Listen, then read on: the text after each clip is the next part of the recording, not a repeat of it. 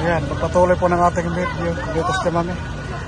Nagantay na kami kasi ano na, pinipila na sila simula sa 1 hanggang dulo siya. Kaya sabi ni Mami sa Equatorial Guinea din, ganun din daw. Prosesyon ng mga santo, marami din daw. Pero dito namin siya mas marami. Mas marami daw talaga dito. Sabi niya si Sophie di daw kaya mag-prosesyon kasi malayo. Kaya sabi niya huwag ka magsusunod ng sobrang layo.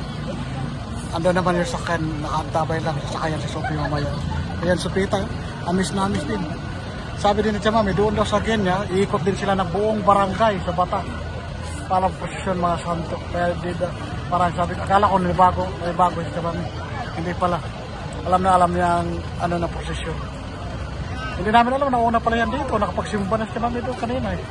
Na nakita namin paglabas doon ng simbahan. Kaya alam niya ang ano gagawin ng bawat ano ng Katoliko. Prosesyon, simba. Kaya ayan, ready na siya. Abangan natin yung prosesyon pagsama ni Mami. Nakaka-amis talaga. So, ayan na. Bibili muna ng buko. Buko ba? Gusto ni Sophie? Buko. At na sobrang init dito.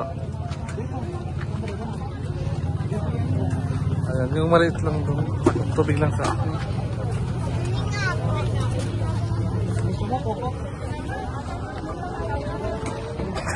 Mabilit po.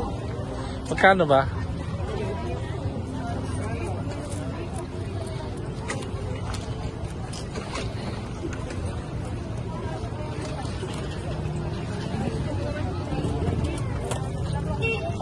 Ayaw mo kong ilagyan pala ng kuha. Sa akin tubig lang sa akin daw.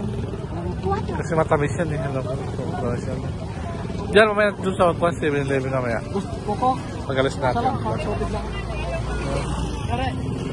Matamis kayo niya. Ayaw ko niya mag-inom ng tubig.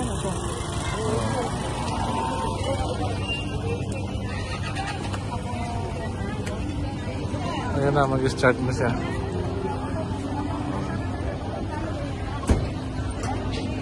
Ayan, nabilahan namin ng tubig sa kabuko siya, ano? Sopita, nauho daw. Doon nito, Mama. Ay. Kasi sigurado uhawin pa. Ayan, nabilahan na. Doon nito, Mama.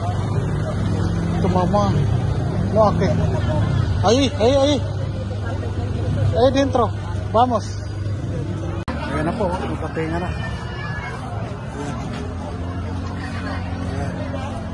Maya ito, na, prosesyon na sa kali. Ayan. Naku, nilapitan siya kami ng mga bataan sa syudad. Ayan na po. Ayan. Ibang dami. Yan yung mga puo na yung prosesyon. Nilipin ako dito, mga tao po, pero ito na sila. Mga pamilya, may sarili silang mga santo. Ayan. Picture na gusto kami. Kanina. Sophie! Wala. Vamos, Sophie, ay. Kundade Raul. Ayun po. Vamos, Kundade Raul. Esperar primero. ¿Dónde va a esperar? Ay? Ayan po. Yan. Diba? Ganda tingnan. Dami tao. Sopita kasama. Ayan. Ayan sa Mami. Ayan. Supe dos sakyan. Pasok. Ayan na. Pumasok supe sakyan. Sa Mami. Punta na sa sapakan.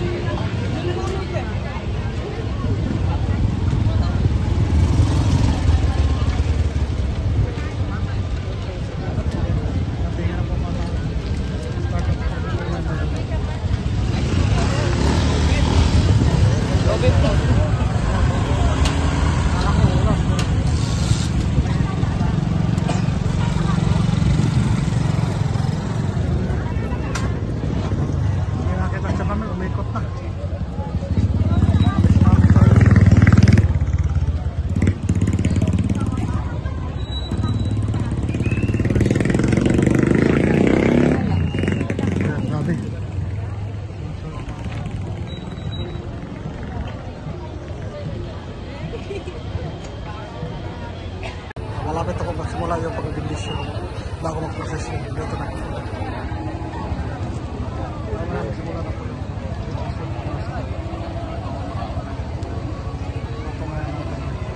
Bago kasi pa naman. Hindi siya naman isa na. Napakalaga.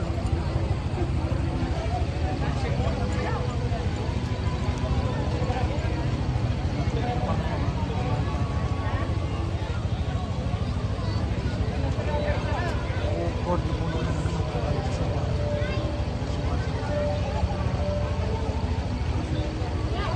diba? May mapanda pa yan.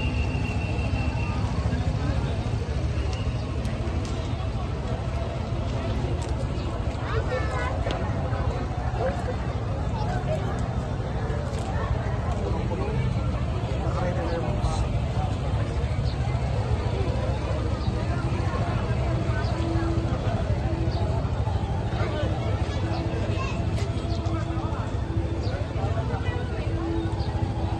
Apostoles at kauna-unahang Santo Papa ng Simbahang Katolika. Ang kanyang sagisagi dalawang susi, isang pilak na sumisimbolo sa lupa at isang ginto na sumisimbolo sa kaharian ng langit. San Pedro nabasa pagkatapos na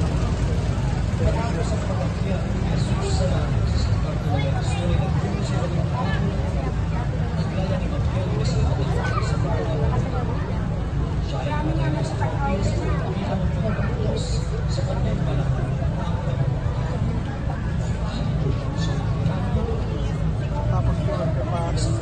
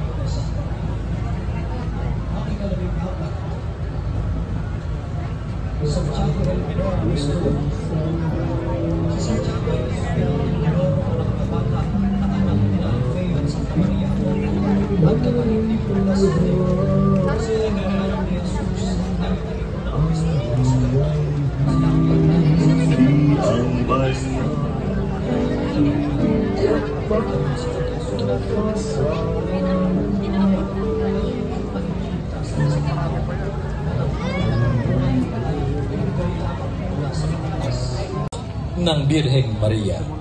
Ang tagpong ito ay ang ikalawang misteryo ng liwanag.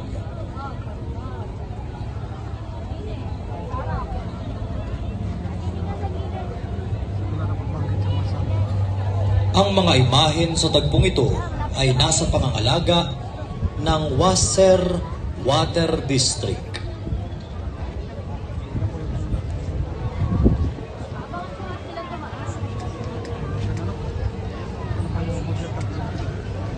Ang ikalawang karosa, ang pagpapatawad ni Jesus sa babaeng nahuli sa pakikiapid. Dito'y pinakikita ang isang babaeng namuhay sa kasalanan at labis na nagsisi. Nang nabalitaan ng babaeng ito na si Jesus ay naghahapunan sa bahay ng isang pariseo, siya ay agad na nagpunta at nagpatira pa sa harap ni Jesus. Hinugasan niya ang kanyang luha ng mga paa, pinunasan ang kanyang buhok, at nilagyan ng pabangong nakalagay sa isang alabastro. Agad na pinatawad ni Jesus ang babae matapos mangaral. Ang imahen sa tagpong ito ay nasa pangangalaga ni Sister Gina Villalobos.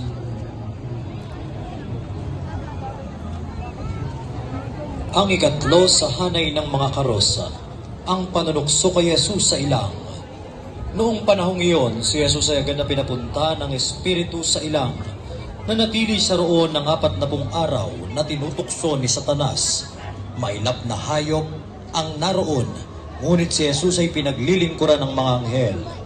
Pagkatapos dakpin si Juan, si Jesus ay nagtungo sa Galilea at ipinangaral ang mabuting balita mula sa Diyos. Sinabi niya, dumating na ang takdang panahon at malapit na ang paghahari ng Diyos. Pagsisihan ninyo't talikdan ang inyong mga kasalanan at maniwala kayo sa mabuting balitang ito. Ang imahen ito ay nasa pangangalaga ng Bundalian Paes Family.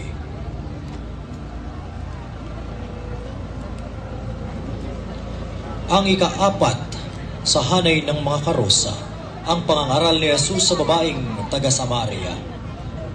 Nagpahinga si Jesus sa tabi ng isang balon sa Samaria habang ang kanyang mga alagad ay nagtungo sa bayan para bumili ng pagkain. Nakita ni Jesus ang isang babaeng Samaritana na umiigib ng tubig. Kinausap niya ito at nakiinom. Karamihan ng mga Hudyo ay galit sa mga Samaritano. Kaya nagtaka ang babae nang makipag-usap sa kanya si Jesus. Pero mahal ni Jesus ang lahat ng klase ng tao. Sinabi niya, kung kilala mo ang nakikiinom sa iyo, hihingi ka sa kanya at bibigyan kanya ng tubig na nagbibigay buhay. Ang mga imahe sa tagpong ito ay nasa pangangalaga ni Sister Madjaika at Jessa Bantug. Ang ikalima sa mga hanay, Santa Putina de Samaria. Ayon sa tradisyong Griego, si Santa Putina ay isang babaeng Samaritana na nakausap ng Panginoong Hesus sa may balon ni Jacob na sinabi ni Juan sa kaniyang ebanghelyo. Dahil sa malalim na pag-uusap nila ni Jesus, naudyok si Putina at ang kanyang mga anak na ipangaral ang mabuting balita sa kabila ng matinding pag-uusig sa mga unang Kristiyano sa ilalim ng pamumuno ni Emperador Nero. Ayon sa tradisyon, pinapatay ng malupit na emperador si Putina at ang kanyang mga anak. Santa Putina ng Samaria, ipanalangin mo kami. Ang imaheng ito ay nasa pangangalaga ng pamilya Nerik. Ang ikapito sa hanay ng mga karosa, ang matagumpay na pagpasok ni Jesus sa Jerusalem o kilala rin na tawag sa Lahumenta. Sakay ng isang asno si Jesus ay matagumpay na pumasok sa banal na lungsod ng Jerusalem. Maraming naglatag ng kanilang balabal sa daan. Mayroon namang pumutol ng mga sanga ng kahoy at ito'y inilatag sa daan. Nagsisigawan ng mga taong nauuna at sumusunod sa kanya. Hosana o anak ni David. Pinagpala ang dumarating sa pangalan ng Panginoon. Hosana sa kaitaasan. Ang imaheng Lahumenta ay nasa pangangalaga ni Sister Nora Santos. Ang ikawalong karo sa karosa, ang pagkakatatag ni Jesus ng banal na Eucharistia. Sa huling hapunan, itinatag ni Jesus ang sakramento ng Eucharistia. Iniutos ng Panginoong Jesus sa mga alagad na sa tuwing magsasalo-salo sila ay alalahanin siya. Sa banal na misa, inaalala natin ang sakripisyo ni Jesus sa Kalbaryo. Ang katawan ni Jesus ay inihahandog sa krus at ang kanyang dugo ay dumadaloy mula sa kanyang kabanal-banalang puso. Ang imaheng ito ay nasa pangangalaga ni Sister Ana Maria Polonio. Ang ikasyam sa hanay ng mga karosa, ang pananalangin sa halamanan ng Getsemani. Matapos ang huling hapunan, nagtungo si Jesus at ang mga alagad sa bundok ng mga Olibo. Pagdating doon, sinabi niya sa kanila, manalangin kayo nang hindi kayo madaig ng tukso. Lumayo siya sa kanila nang may isang pukol na bato, saka lumuhod at manalangin. Ama, wika niya, kung maaari ilayo mo sa akin ang kalis na ito, gayon may hindi ang kalooban ko ang masusunod, kundi ang kalooban mo.